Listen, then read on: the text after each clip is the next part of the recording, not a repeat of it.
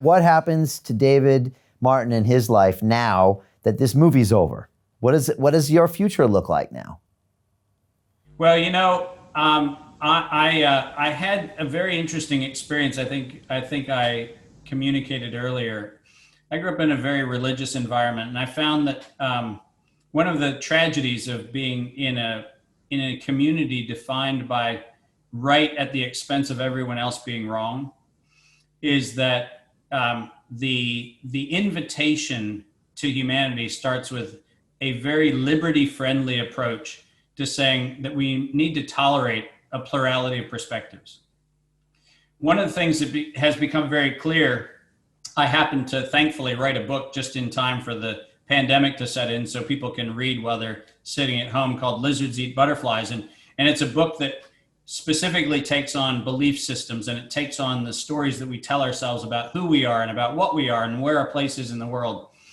But what happens in my world is that, Brian, as I said to you, and I said to your producers before we got on the line, humanity is waiting for what is a narrative that was probably last written when Homer wrote the story of Orpheus. We all talk about the Odyssey and we all talk about the hero epic, but what we don't talk about is the Orpheus story.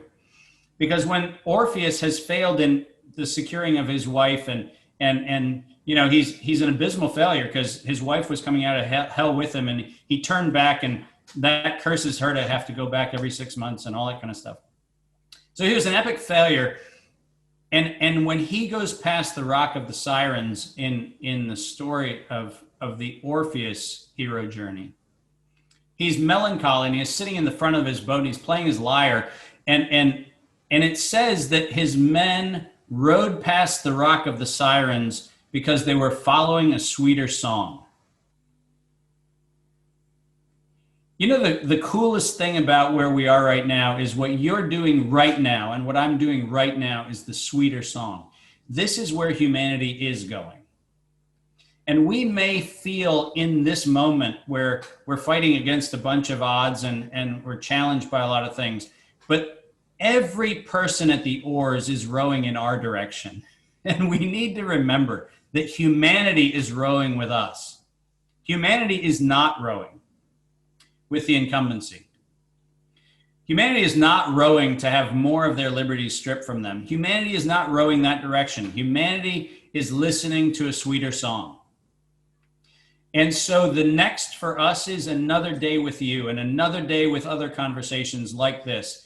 And truly, the rising up of the best of us, where what we do is we commit to truth, we commit to integrity, we commit to a non-adversarial approach, and we actually have the ability to have respectful dialogue, where we honor those who got us here, right? I'm only talking to you because of the greatness of Mikki.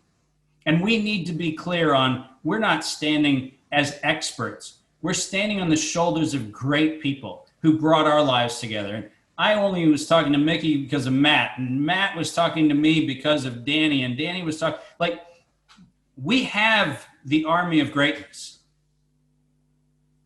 And what you are going to do, what I'm going to do, and what those of us who are in positions where we have the ability to have a voice are going to do is we're just going to make that song so sweet that people row past the Rock of the Sirens and the ship doesn't break up.